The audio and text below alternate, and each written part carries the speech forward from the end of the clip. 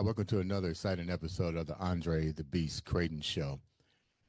Today is a very impactful show. And let me explain to you what I mean when I say impactful show. Every show is impactful, but they all have a different code. It's almost like going to a locker, and you just got to have that right code. And every number is a specific number to unlock that lock. Well, today we're going to unlock a lock. This woman is not only a coach, but a relationship builder, a friend builder. And she's taken all of life's mishaps, like we all have, and found a way to really get into that beast mindset. But her story is truly different. Because imagine for a minute, if you will, with me, being happily married, then all of a sudden losing your spouse, and at the same time, you're having your first child together who's 1 year old.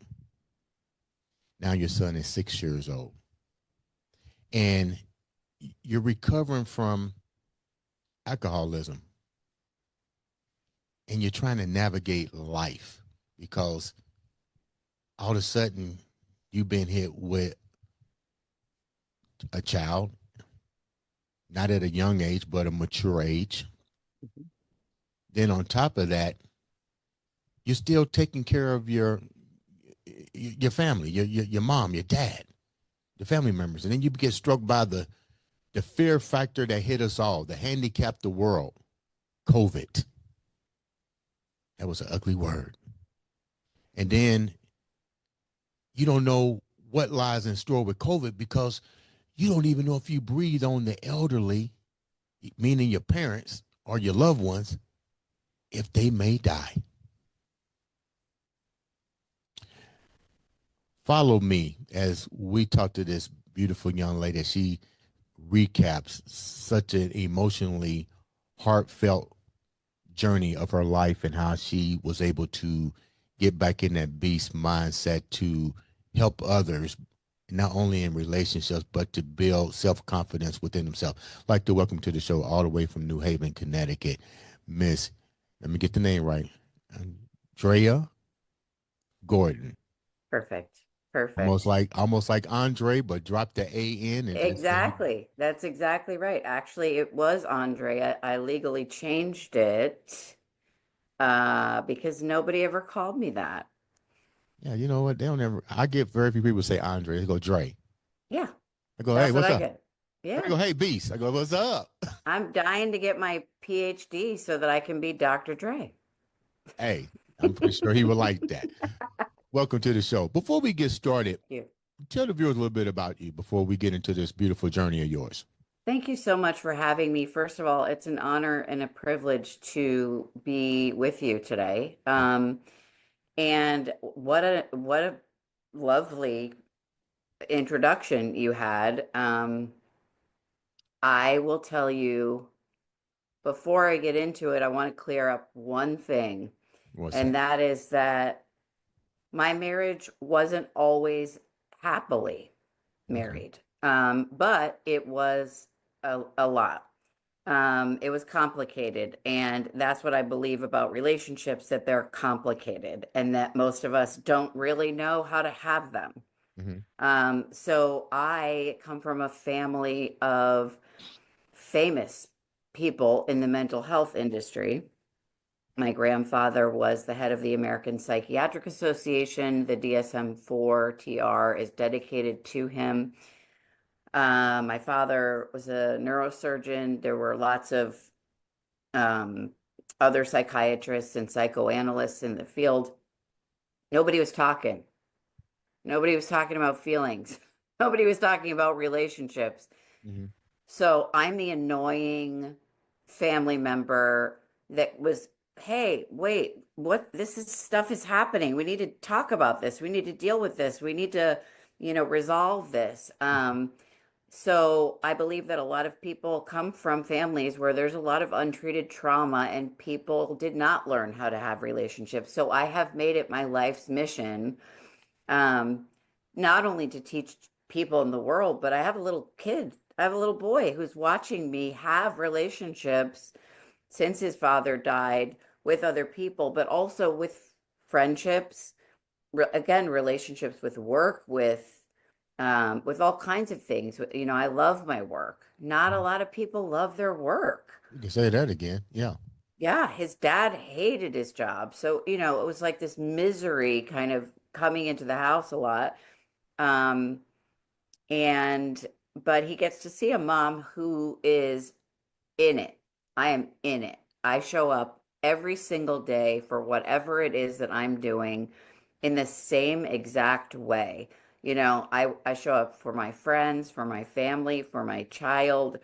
I get just as angry, you know, as I can be loving. I I just whole self in it. And most of my work is relationships because I think that's what we're doing here. You know, you mentioned a family tree of experts in this field, but the funny part about it is it took your generation and your experience to recognize one of the key components in all of this is actually the ability to talk and love. Well, really, to talk, to share feelings. And I can resonate with you in the trauma that it does have on individuals. I would use myself as an example. When my mom passed away, well, when she was murdered, that was traumatizing because Oh I my didn't know God. what murder was at that age. But to go into an environment in the South with my grandmother who came from her family came from slave lineage, legacy. Um, Emotions were not displayed, even Right. on my father's side. It was not displayed. I remember myself growing up, and literally, this is no lie. I would tell you because your family talked about this. You came from the family tree of dealing with the mind. I literally remembered hitting myself to cause an emotional reaction of a tear Wow. I've because heard a lot and I have never heard that. yeah, because of my mom passed and I didn't even cry at the funeral because I was totally paralyzed that my mom, my best friend, my confidant, even at a young age, that I knew was going to display love is not going to happen anymore. Oh God. So I went into I can relate to what you were saying on how important that particular topic is here in this podcast. So with that being said, what was some of the contributing factors that you and your husband had? Like, what was his childhood like? What was yours like? Because definitely we don't talk about that stuff, but you had the ability to at least talk about that.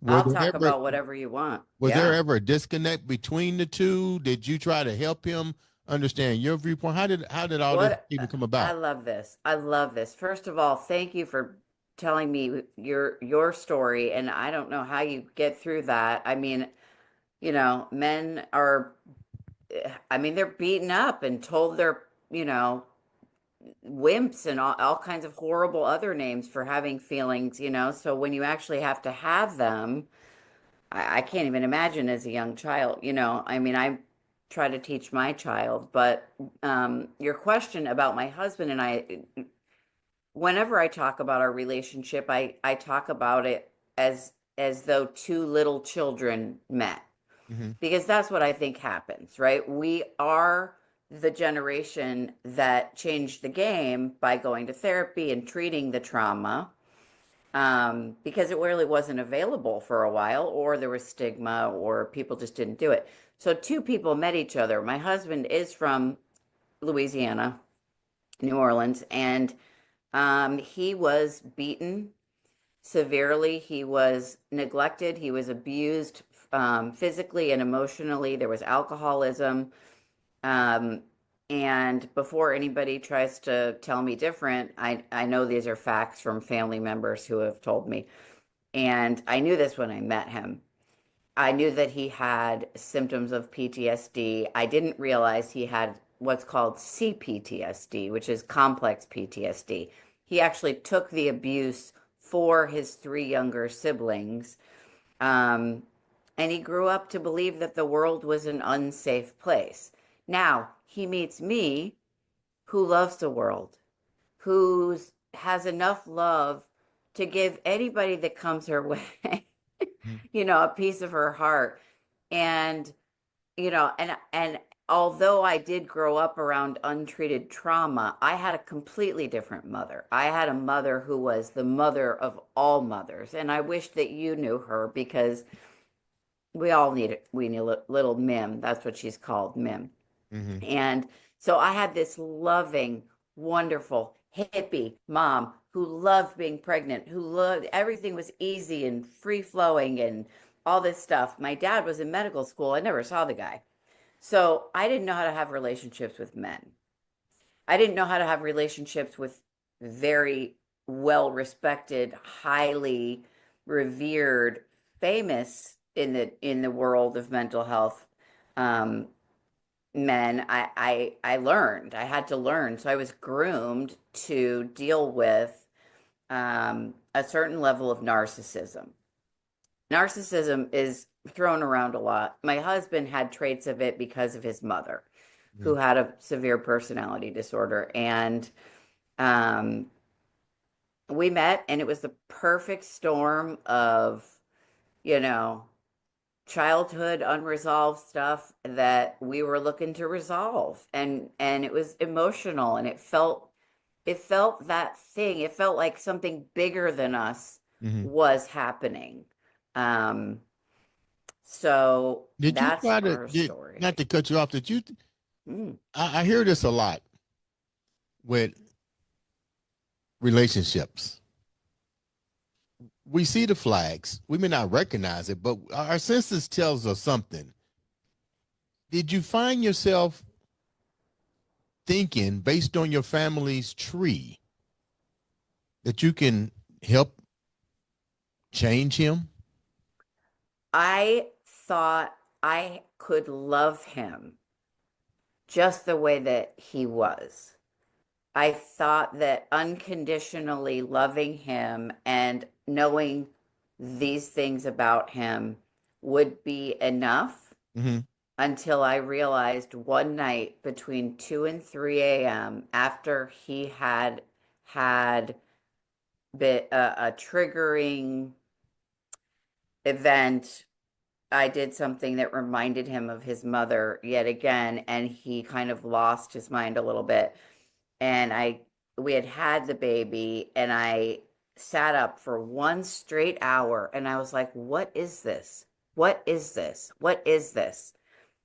And what I came up with was, this is something that I can't do anything about. And I don't know what to do. What did you wind up doing? I mean, do you stay in the relationship? Do you try to seek help? I mean, you're the professional here from your family's tree. What do you do? What you do is what I see a lot of couples who come to me do. You try everything you possibly can to make something work, until somebody finally says something that goes straight to your heart and soul. And that thing was, you're miserable, and your child needs to see at least one happy parent. Hold that, And hold that thought. that was it. Say that again, because I've said that so many times. Say that one more time so they can hear you. I was told, Drea, you are miserable, and your child needs to see at least one happy parent. Do you think that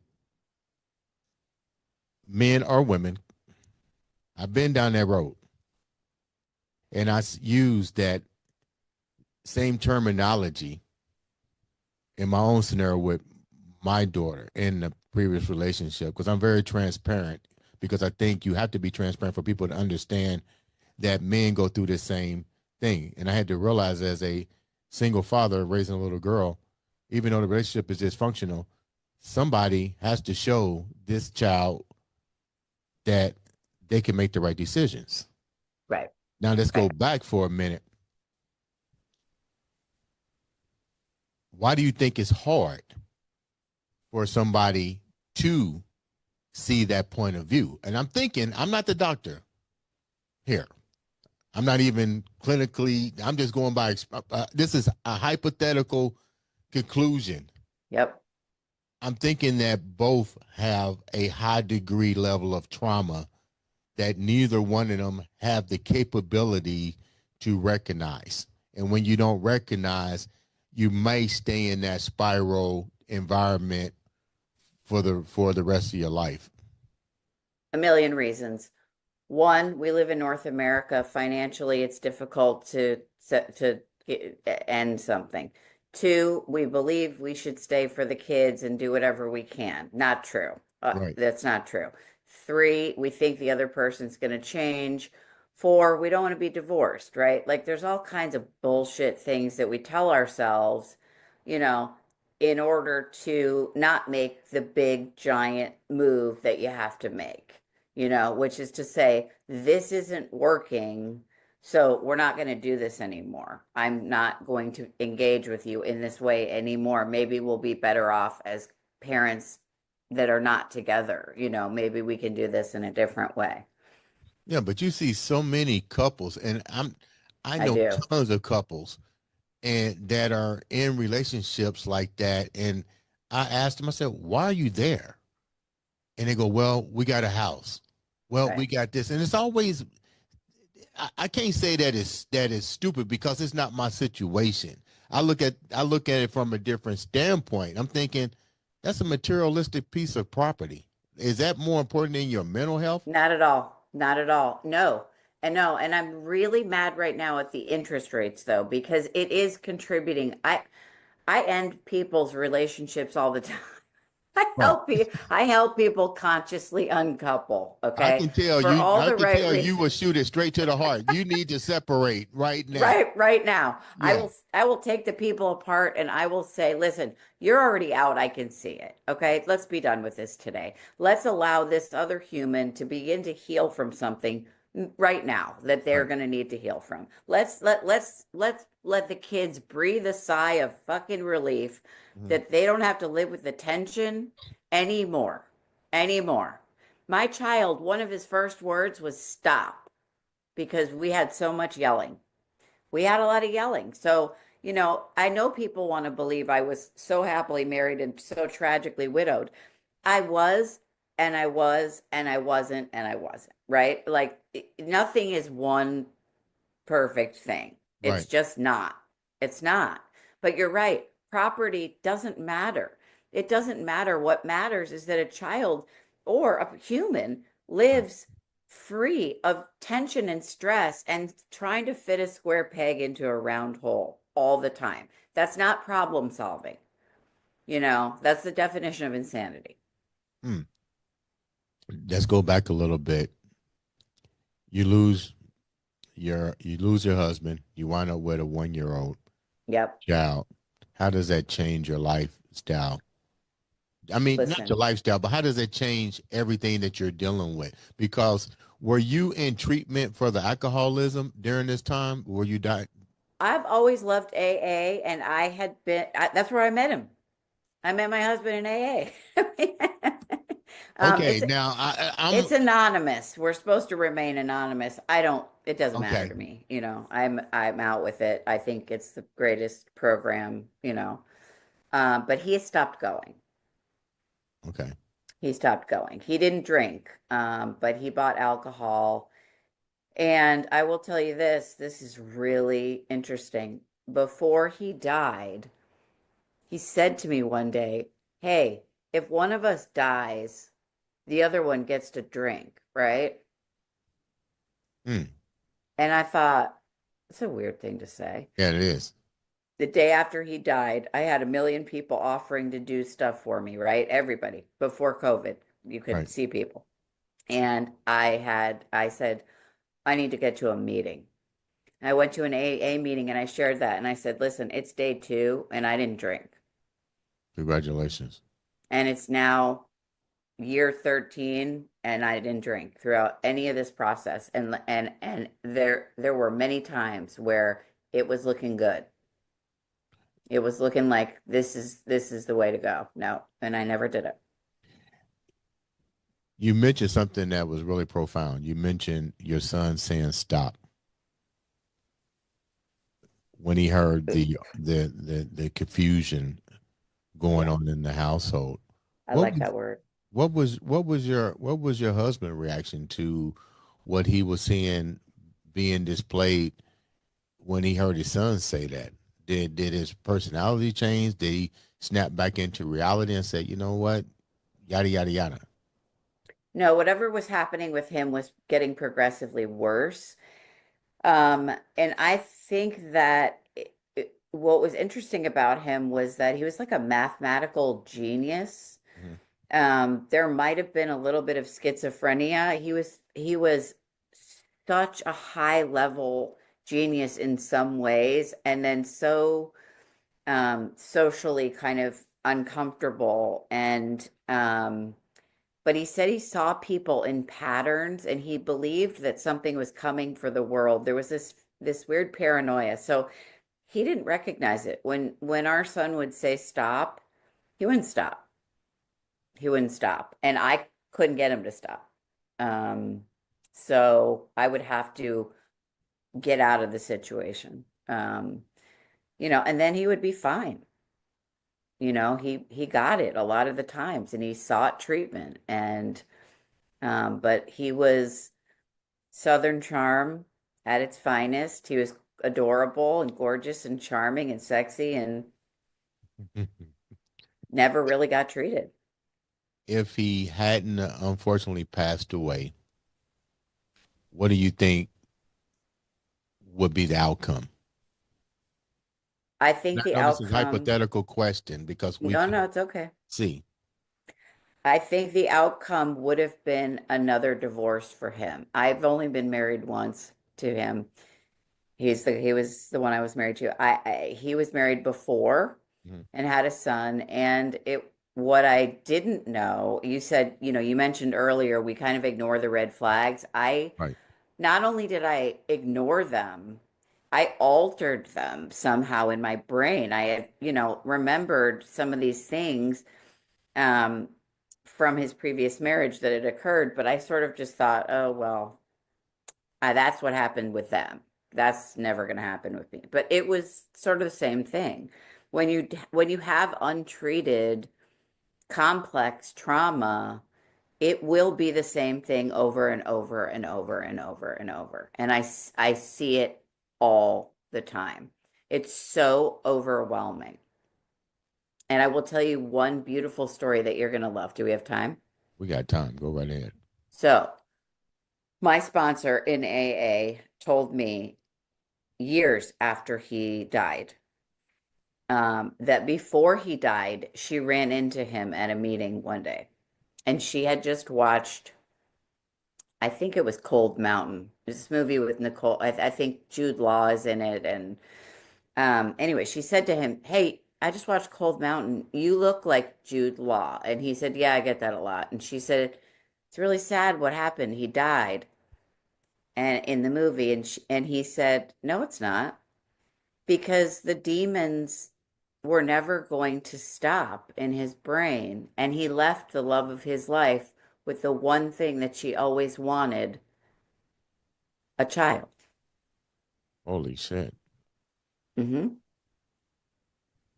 Yeah, yeah. There was something weird about him, something interesting, fascinating, crazy, and that's kind of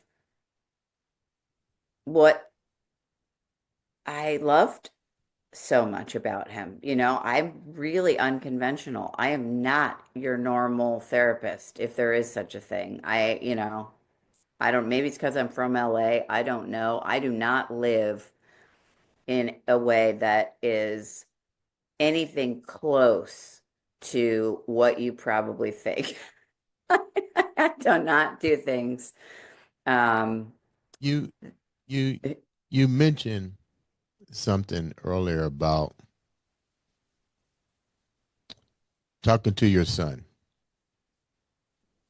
about his father, talking to him about your pain and your what you've gone through.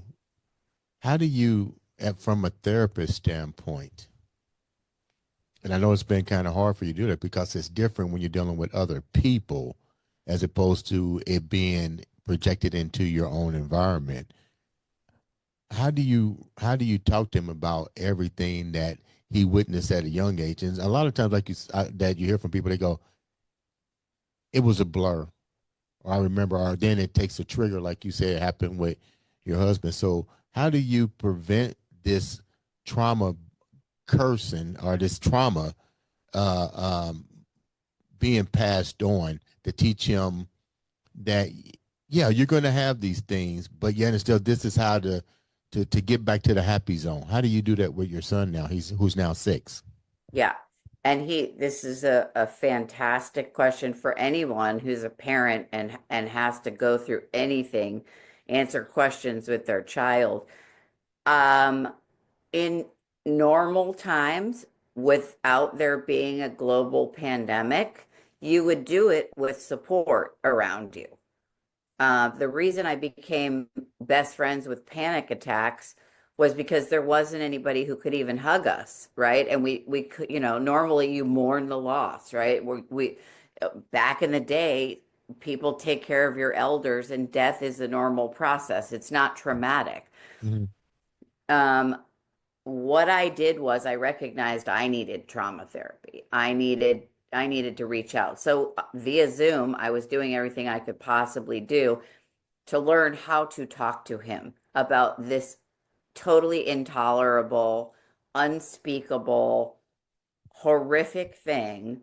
Um, and I read books, I got advice, and here's the problem: it was all different. Wow. It was all different. So I had to reach deep into my own heart and my own self and do what I felt was best for both of us. And sometimes it wasn't.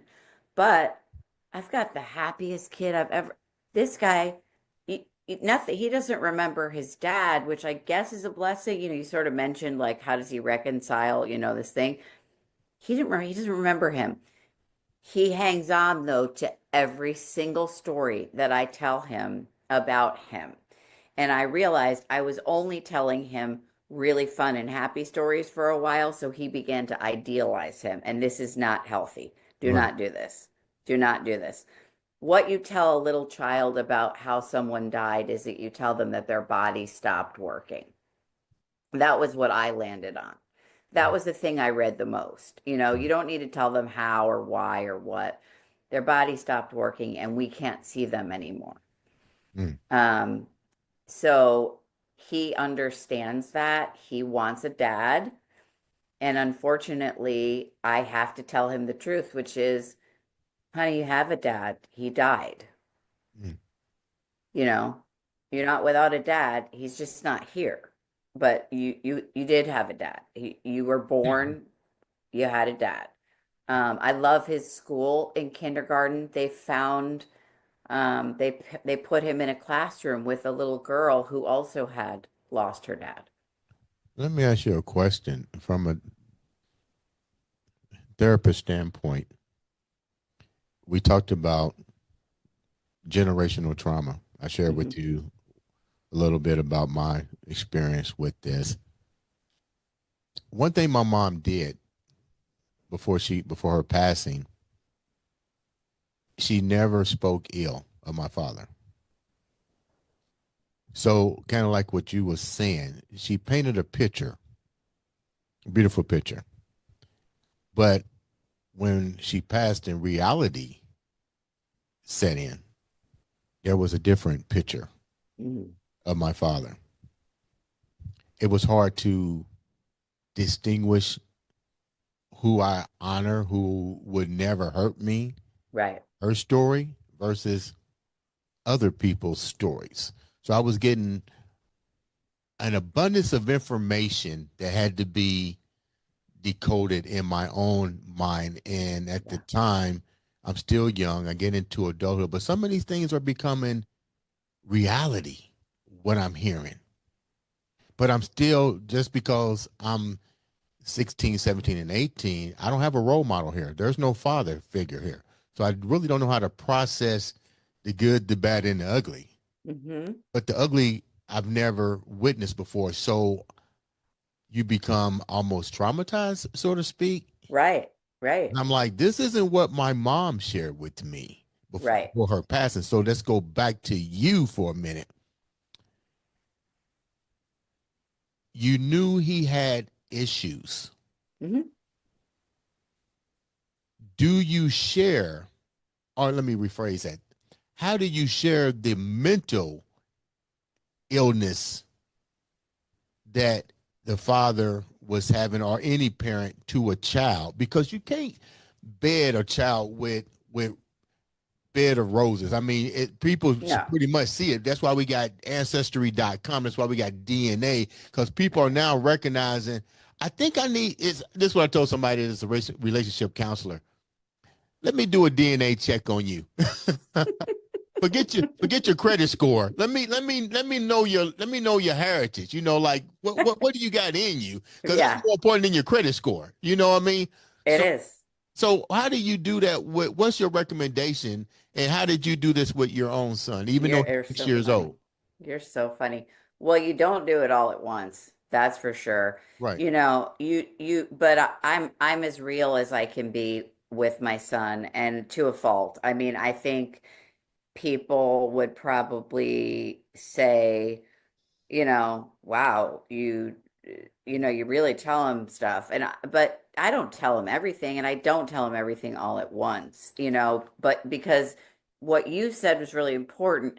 You had to, you at a certain point, it was very burdensome to have to reconcile reality with what you were told. And I'm sure you were told what you were told in order to protect you, Right. right, from Right. something. But now we know, no, and I don't want to throw my kid into a pool without knowing how to swim. But unfortunately, that's how the world is now. There isn't a lot of protection, and I give him the tools that he needs to deal with his feelings. That's what I do. So the other night he's crying. He's crying, he's crying, he's crying, he's crying. Somebody very close to us is going to college. He loves this person. He's crying, he's crying, he's crying. What did people used to say? Don't cry, you'll be fine. Well, oh, it's fine. You'll see him another time. He's not, he's not dead. I don't say any of that. I Mm, say, let it out. yeah. We was Let it told, out. we was Tell told suck me. it up. Yeah, people are told suck it up, right? You and I Yeah. could go all day long about all the bad intel that people were given. What I do is I teach my son to cope with feelings because that's what's coming at him, right? All day long. We're just walking around having experiences and then having feelings. The problem is our brains are so evolved that we have thoughts about our feelings and then we have feelings about that and thoughts. So you start with I'm in pain and then you talk yourself out of it, or somebody else who can't tolerate their own emotions talks you out of it. Oh, you don't need to feel that sad. It's okay. Don't worry about it because this is let's just do this. So I had to ask my family, please let him have his feelings. Right. Don't buy him a toy. Don't tell him it's going to get better. Just let him cry if he needs to. Do you think, because that way of thinking, of suppressing emotions at such a young age, I'm just hypothetically thinking here, but do you think that has to also do with why we don't have a lot of critical thinkers, uh, now that more people are now think from a fear-based factor, because they were forced to suppress their feelings, so therefore their creativity side of logic and reasons become almost sabotaged? So well put. You are so spot on. In short, I think if you live with untreated trauma, you're in survival mode. Right. So you're just barely making it through the day. So yeah, everything is thwarted. Everything is stifled. You're not able to do any of that, and that's not okay because again, life is I don't know that I like this quote, something about life isn't short, the days are, like life is life can be very long, Mhm. but so we have to really be careful of how we live it. Mhm. um, but we don't know how long we're going to be here. So, we want to be as healthy as possible so that we can bring that out to the world that might need it, Imagine looking at a piece of art and feeling something. You Right. had to punch yourself in the face to feel something. Yeah. People listen to music to feel. They have conversations, they have physical touch to feel. These are healthy things, but growing up, you are right. If those things were beaten out of us, if we're not allowed to feel, if we're suppressing stuff, no, we can't tap into much. It's Very funny. well put. Yeah, it's funny. Yeah, I remember. It's funny. I can remember that moment like it was yesterday. I remember where I was at, and it's funny because when I go back home to Georgia, I literally go to that same spot where I hit myself repetitively. I literally go to that same spot, that same location, and ask myself the same question. But I was fortunate to some degree. I do believe you can change the trajectory. And I don't know how I did it, but I was able to do that and was able to understand emotions and understand feelings. I guess I did a lot of meditation. I didn't realize it was meditation at the time. I would literally go off. Cool. I would literally go out. My grandmother she made the best biscuits. I'm a biscuit fanatic. She would Ah, make biscuits and cane syrup. And I would go to the sand dunes in Georgia. We had sand dunes. And I would go to the sand dunes. And I would literally get there early when it was still dark, build a fire. And I needed that alone time. It was like that was my moment to escape. Let's call it what it is, reality, pain, and kind of re-project everything that I was about to go through. And the thing I realized at that time, I really had nobody that I can depend on. And that became such a fear factor for me. And I was like, who do I have to depend on?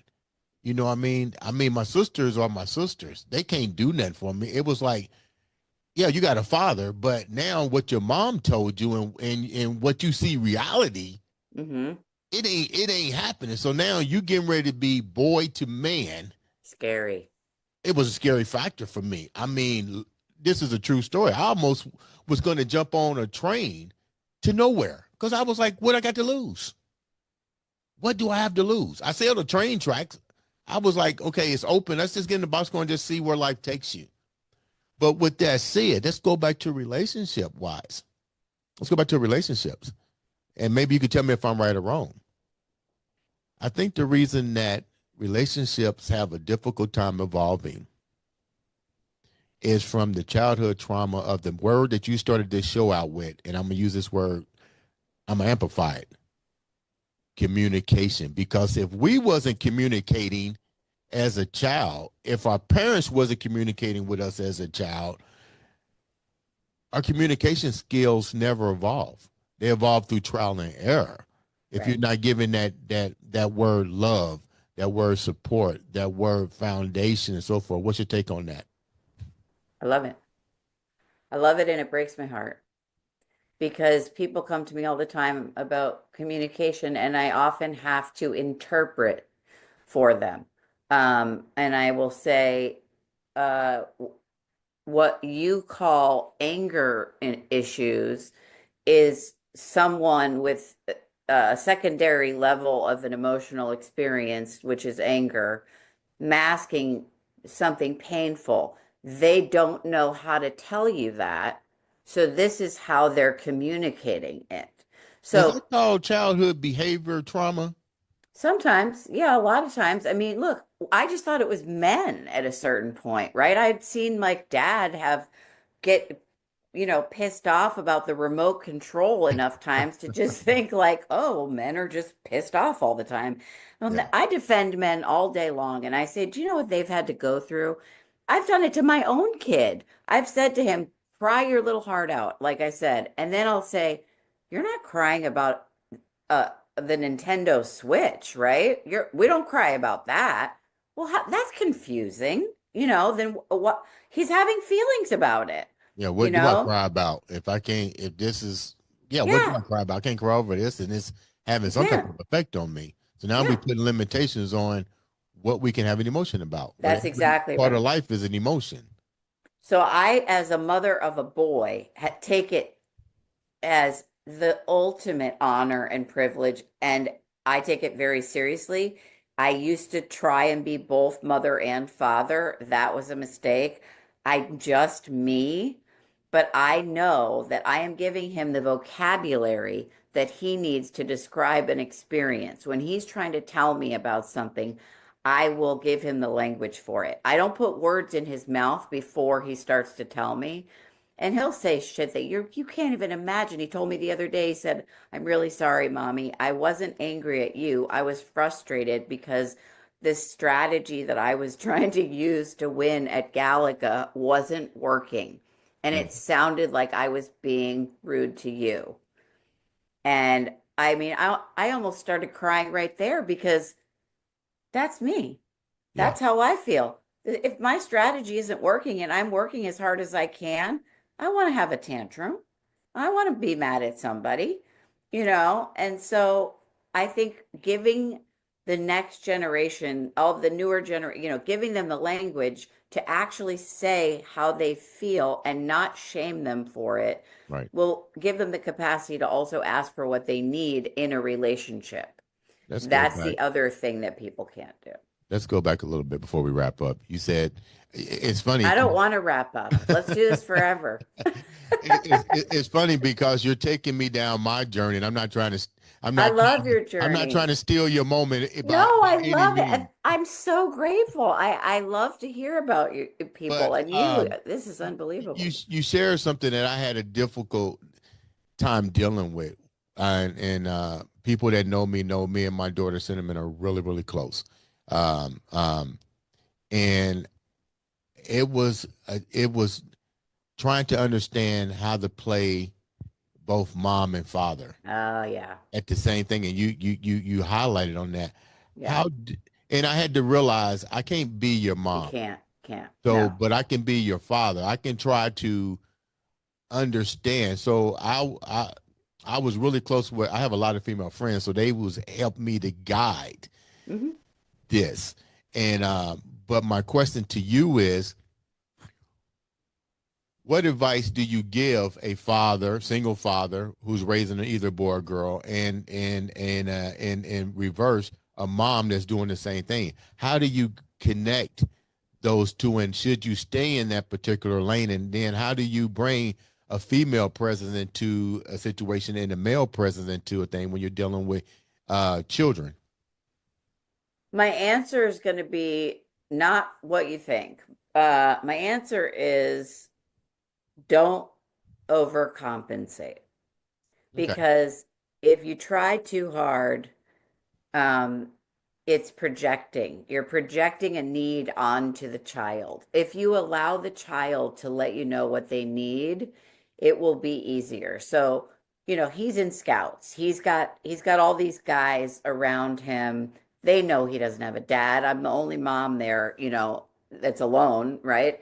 And so they kind of overdo it a little. It's the sweetest thing ever, but I hired male babysitters instead of guys he connected with in sports things or camps or whatever. I would say, hey, you want to watch him for a little while. Um, but I've had three relationships with men since my husband died. And I ended the first two, and it was really devastating for my son. After the second one, he goes, really? You're doing this again? And Wow. I said, yeah, they're not right. It wasn't going to be right for us. And then he's begging me for a dad, right? He's like, "Is there a dad store that we can go to where?" At some point, I think he said, "Isn't there a place where there are dads that people didn't want?" And I'm like, "Well, then I don't know if we want them, but I'm not going to go find you a dad How did just you so that tell you can him? do it." I didn't mean to cut you off, but I'm trying to make sure I cover the things that are questionable right now to myself and the viewers. How do you tell if he's disappointed? How do you tell him that he wasn't right so he can understand this is how you develop a relationship? This wasn't good for your mom, so Right. not going to be good for you. How did you do that with your son? Well, as he got older, I started to explain a little bit more. So age appropriate, right? Right. Okay. The first guy, he really connected with. The second one, he didn't connect with as much. But again, I don't think it mattered to him. He just wanted a dad. Now it matters who the person is because I have explained as much as I can that's developmentally appropriate to an almost 7-year-old, right? His name is Diesel. Diesel, we have to be able to get along. If you see me now with the person that I am with now, he sees the happiest version of me because I just laugh. I feel loved. I feel accepted. I feel acceptance. I feel, like free, just free to be myself. And he knows the difference because he can also feel it now. Mm-hmm. It was harder to explain when he was younger. It was harder to explain, but don't overcompensate is my advice. Because I remember a therapist telling me, I kept saying, he's suffering, he's going to suffer, he's suffering. And finally she said, Drea, stop. Diesel's not suffering. He is okay because you're going to be okay. If you keep saying he's suffering, he will. Mm. And that changed my life because I assumed, oh, he's going to suffer. No, we're all suffering. I Right. have to give him the tools to deal with his feelings. We have to give our children healthy ways of having our feelings. We have to tolerate their feelings in a way that our parents didn't. Don't cry, it's fine. Stop crying now. I'll give you something to cry about. All of those things bad, not healthy, not healthy. We have to allow them to have their feelings no matter what the situation is, whether it's a relational loss, a parental loss, a friendship gone wrong, anything. It's all feelings. I'm not going to ask to give several advices on how to start because that would defeat the purpose. They need to reach out to you to understand at least some of the tools that you need to give to your child when these situations occur. But before we do that, how can the viewers reach out to you to know more about the topic that we're talking about today, how to really talk to our kid when That's so you're sweet. dealing with emotional stuff as well? You can find me in a lot of different places, but I am on Psychology Today, Drea Gordon. I have a very strong presence on social media and Instagram at Drea Gordon Coach. That's where I do most of my relational videos. I also have my own podcast called You Deplete Me. So the website there is youdepleteme.net. And I think those are the three main ways. Tell me a little bit about this podcast. That sounds interesting. You deplete me. I'm I interested. know. Sounds kind of sad. Yeah. Sounds like a What's your drain. podcast about? It's about the opposite. It's about things that are challenging and depleting in the world. It's about problems people are having in relationships or within themselves, intrusive thoughts they've always had, like I'm not enough. Actually, I did my own podcast once about how I felt like I was not only not enough, but too much. Hmm. And that kind of challenge. But there's a hopeful twist because I invite people on to talk about those types of things, but also how they combat it and how they live and thrive and are happy in the world, whether it be because, oh, they were cheated on by so and so, like you said, We were talking about infidelity at some point, and that's a hard one because that can stick with you. Mm-hmm. So we talk about how to move on from, how people have specifically moved on from and healed from, or begun to heal from something very depleting, Well, in the world. All different stuff too. let me say thank you so much for taking time out to come on the show and educate us, empower us, and let us know that clearly you have that beast mindset by overcoming. Sorry for the loss of your husband. Diesel seems like a great kid. He got a great role model with you there, playing both mother and father and mentor at the same time. And more importantly, congratulations, 13 years of sobriety. Thank you. 13 years. Want you to Thank come you. back and share more information with us on this show. Our platform is always open to you. With that said, ladies and gentlemen, this has been another exciting episode of the Andre the Beast Crayton Show.